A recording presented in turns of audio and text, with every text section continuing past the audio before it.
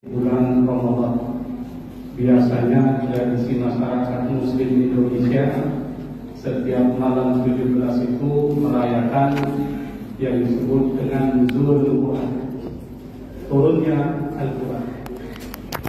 Bulan Ramadan ini kita tahu salah satu nama yang dinisbatkan kepadanya adalah Syahrul Quran. Syahrul Ramadan alladzi unzila fihil Quran. Bulan Ramadan itu adalah bulan diturunkannya Al-Quran. Maka bulan Ramadan selain disebut dengan Syahrul Siyam, juga disebut dengan Syahrul Quran. Nah, terkait dengan turunnya Al-Quran ini terdapat ikhtilaf para ulama, apakah tanggal 17 Ramadan atau tanggal lainnya di bulan Ramadan. Pendapat yang paling populer mayoritas para ulama kita itu mengatakan pada tanggal 17 Ramadan diturunkannya Al-Quran. Apa dalilnya? Dalilnya adalah surat Al-Anfal. In kuntum amantum bima anzalna ala abdina yaumal furqan yaumal taqal jam'an. Kata Allah, jika kalian beriman kepada apa yang kami turunkan kepada hamba kami yaitu Muhammad, yaumal furqan, yaitu hari pertemuan dua pasukan, yaumal taqal jam'an. Di sini yang disebut dengan pertemuan dua pasukan besar itu adalah pasukan kafir Quraisy melawan pasukan muslim pada perang Badar, dan itu terjadi tanggal 17 Ramadan. Itu pendapat mayoritas.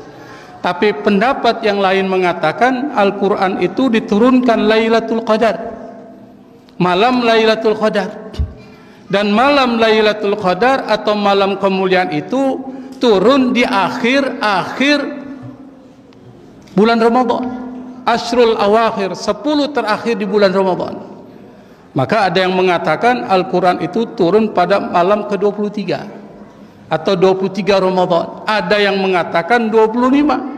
Ada yang mengatakan yang paling sering turun bulan atau Lailatul Qadar itu adalah 27 Ramadan.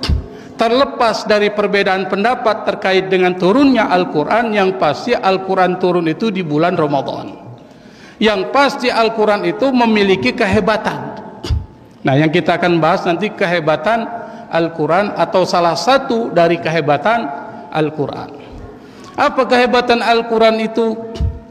Salah satu dari kehebatan Al-Quran itu kata Allah dalam surat Al-Isra ayat 82, wa nunazzilu minal Qur'ani ma huwa shifaa'u wa rahmatul lil mu'minin.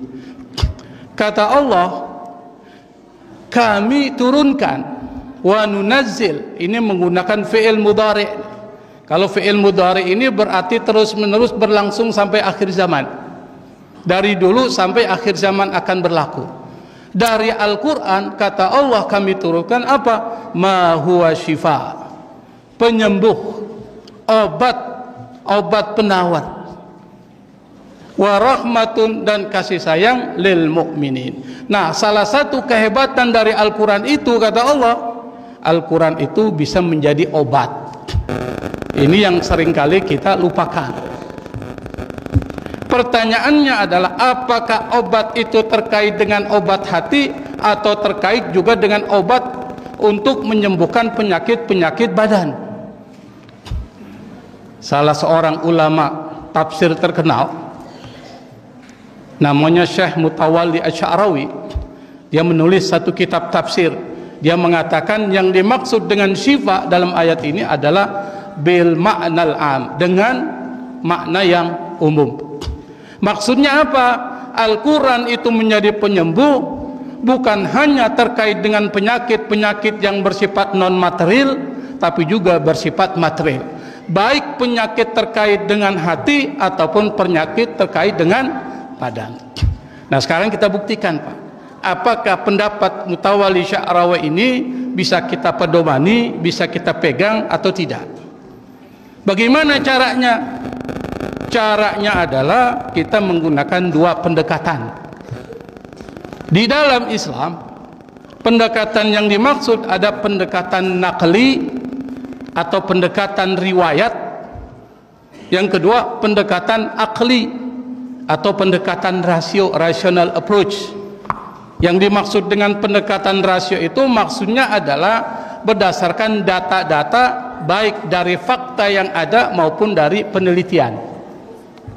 Yang pertama, Al-Quran sebagai obat penyembuh penyakit hati. Kita gunakan pendekatan riwayat. Riwayat ini apa?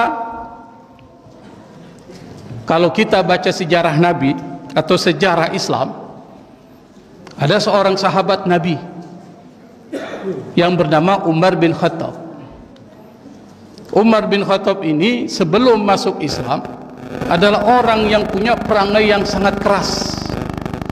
Hatinya keras seperti batu, meskipun masih ada sisi-sisi kelembutan. Tapi Umar bin Khattab orang rasional.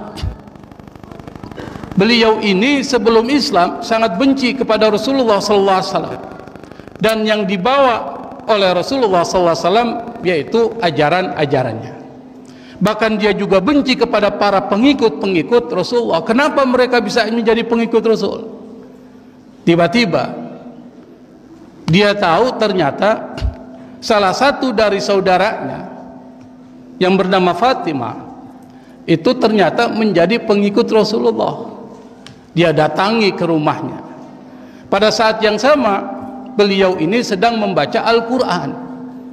Fatimah, dia membaca Quran. Dalam satu riwayat disebutkan yang dibaca adalah surat Toha, surat ke-20 dalam Al-Quran, dari ayat 1 sampai ayat 5. Nanti dicek apa isinya. Ketika dia dengar, marah dia, langsung masuk ke dalam rumah, dia tampar Fatimah itu dan berdarah. Kenapa? Karena Umar bin Khattab ini terkenal orangnya kalau berantem nggak pernah kalah, kalau bergulat selalu menang. Itu Umar bin Khattab. Ketika dia mengetahui Fatimah itu menjadi pengikut Rasul, dia penasaran apa sih isi lembaran yang dibaca oleh Fatimah itu. Akhirnya diambil. Setelah diambil, dia baca.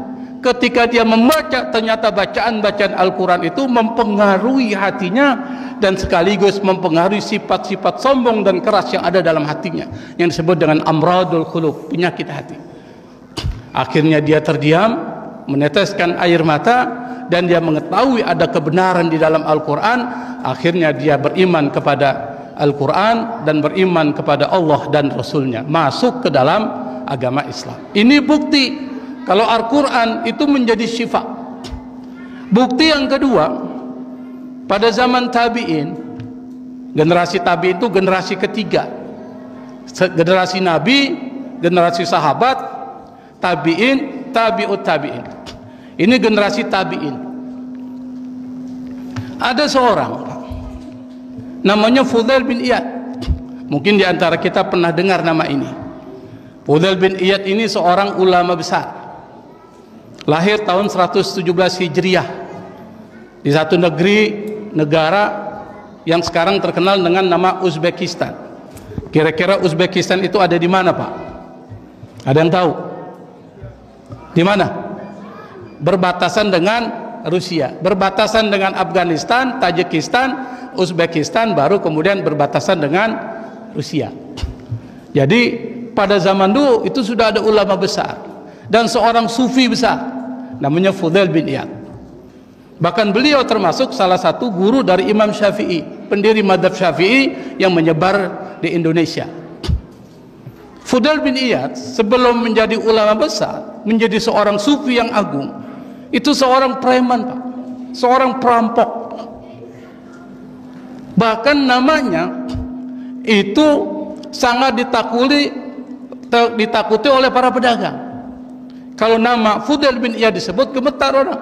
Kenapa? Karena orang ini adalah orang yang luar biasa ini, kepremanannya, terkenal, masyhur. Tiba-tiba ketika sedang menunggu kafilah untuk dirampok, Pak, muncullah kafilah dagang yang di dalam kafilah itu ternyata ada yang membaca Al-Quran. Dan kebetulan ayat yang dibaca adalah surat Al-Hadid ayat ke-16. Alam ya'ni lilladzina amanu an takhsha'a qulubuhum li dzikrillah wa ma nazala minal haqq wa la yakunu kalladzina utul kitaba min qabl fa tala 'alaihimul amadu faqasat qulubuhum, dan seterusnya. Artinya kebetulan dia paham makna dari ayat tersebut. Apa artinya? Belumkah datang saatnya bagi orang-orang beriman antakhsha'a qulubuhum li dzikrillah, hatinya tunduk dengan mengingat Allah Subhanahu wa taala, wa ma nazala minal haq, dan apa yang diturunkan oleh Allah Subhanahu wa taala. Wala yakunu kalladzina utul kitaba min qabl, janganlah mereka seperti orang-orang yang berikan Al-Quran sebelumnya. Fatala alaihimul amad, berlalulah satu masa, faqasat qulubuhum, lalu hatinya menjadi keras. Ini ayat ini masuk ke dalam telinganya, terngiang-ngiang terus, masuk ke dalam pikirannya, dia olah terus, masuk ke dalam hatinya. Penyakit-penyakit yang ada dalam dirinya, penyakit sombong, penyakit keras, dan semuanya Pak, itu menjadi hilang karena mendengar bacaan Al-Quran. Akhirnya dia tobat untuk mengganti hari-hari yang ia isi dengan maksiat, dia merampok, melakukan banyak perbuatan jahat, dia isi dengan banyak belajar ilmu agama Islam. Dimanapun majlis-majlis ilmu dia datangi, maka kemudian dalam sejarah Islam dia menjadi seorang ulama besar, dan beliau menjadi seorang sufi yang sangat besar, dekat kepada Allah, dan hatinya takut kepada Allah Subhanahu wa ta'ala. Kenapa? Bi barakatil Quran, Al-Quran. Bahkan kalau kita misalnya membaca Al-Quran, pasti di dalam diri kita ada ketenangan Pak. Itu pengaruh. Beda kalau kita baca-baca yang lain, Quran, buku-buku. Tapi kalau kita baca Al-Quran, paham atau tidak paham, itu pasti memberikan pengaruh. Ada ketenangan, itmi'nan, ada ketenangan, tumaknina, ketenangan. Makanya kata Allah, ala bizikrillahi tatma'innul qulub, dengan zikir kepada Allah hati jadi tenang. Nah, salah satu zikir kepada Allah itu adalah qiraatul Quran, membaca Al-Quran. Itu yang pertama. Yang kedua, Al-Quran menjadi syifa'un lima fil jasad, menjadi obat yang ada di dalam tubuh kita, penyakit-penyakit yang ada dalam tubuh kita.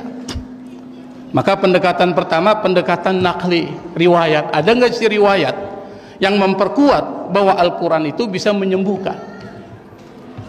Kalau kita cari hadis-hadis Rasulullah, itu ada satu hadis diriwayatkan oleh Abu Sa'id Al-Khudri. Abu Sa'id Al-Khudri ini seorang sahabat Nabi, termasuk di antara 7 sahabat yang banyak meriwayatkan hadis. Jadi kalau ditanya ada berapa sahabat yang banyak meriwayatkan hadis sampai ke kita, itu ada 7 yang paling banyak. Yang pertama Abu Hurairah, ada 5.500 hadis dia riwayatkan, lebih dari 5.000 hadis. Kemudian Abdullah ibnu Umar, Anas bin Malik, Abdullah ibnu Abbas, Siti Aisyah, Jabir bin Abdullah, dan yang terakhir Abu Sa'id Al-Khudri. Abu Sa'id Al-Khudri ini mengatakan, meriwayatkan, satu ketika kata beliau, kami diutus oleh Rasulullah untuk melakukan ekspedisi, perjalanan khusus. Kami saat itu berjumlah 30 orang. Dalam perjalanan itu mampirlah di satu kampung, di kampung Arab. Kami pun karena kehabisan bekal meminta kepada penduduk kampung itu untuk menjamu kami sebagai tamu. Tapi mereka tidak mau menjamu kami sebagai tamu, mereka menolak. Pada saat yang sama, tiba-tiba pemimpin dari dusun itu tersengat lebah. Dalam satu riwayat dikatakan tersengat kalajengking. Mereka panik, lalu mereka kemudian mendatangi kami, bertanya kepada kami, apakah ada di antara kalian yang bisa menyembuhkan? Kami pun menjawab ada, tapi kami tidak akan memberikan terapi kepada kepala dusun kalian kecuali kalau kalian memberikan makanan kepada kami. Ini syaratnya. Akhirnya setuju. Mereka bahkan mengatakan kalau memang ketua dusun kami ini sembuh, kami juga akan memberikan kepada kalian 30 ekor kambing. Akhirnya salah seorang sahabat Nabi, keimanan yang tinggi kepada Allah Subhanahu wa taala, keyakinan yang tinggi terhadap mujizat Al-Qur'an, dia hanya membacakan kepada tempat di mana kepala dusun itu tersengat lebah atau kalajengking. Apa yang dibaca, Pak? Surat Al-Fatihah. Surat yang sering kita baca. Kenapa surat Al-Fatihah yang dibaca? Fatihatul kitab syifaun min kulli syai'in illal maut. Fatihah itu adalah obat penyembuh setiap penyakit kecuali mati. Kalau orang sudah ajalnya tiba, maka nggak mungkin lagi bisa disembuhkan. Karena itu maka di dalam tradisi masyarakat kita, masyarakat Betawi dan masyarakat Indonesia, itu ada tradisi kalau habis sholat maghrib, habis sholat subuh itu baca surat. Apa? Al-Fatihah, baca kulhu, qul a'udzu birabbil falaq, qul a'udzu birabbin nas. Kemudian ada membaca awal surat Al-Baqarah, baca ayat kursi, baca syahidallah annahu la ilaha illa huwa wal malaikatu wa ulul ilmi qa'iman bil qist, itu ada dibaca. Kemudian baca akhir surat Al-Baqarah. Dan itu rutin dibaca. Kalau itu dirutin, ini adalah sesuatu yang diajarkan oleh Rasulullah, dan ini menjadi syifa, menjadi obat. Nah, dari riwayat ini bisa diambil kesimpulan bahwa ternyata menggunakan ayat-ayat Quran untuk memberikan kesembuhan itu ada dasarnya, dan ini menjadi dasar pengobatan ruqyah, ruqyah syariah, dibacakan ayat-ayat Al-Quran.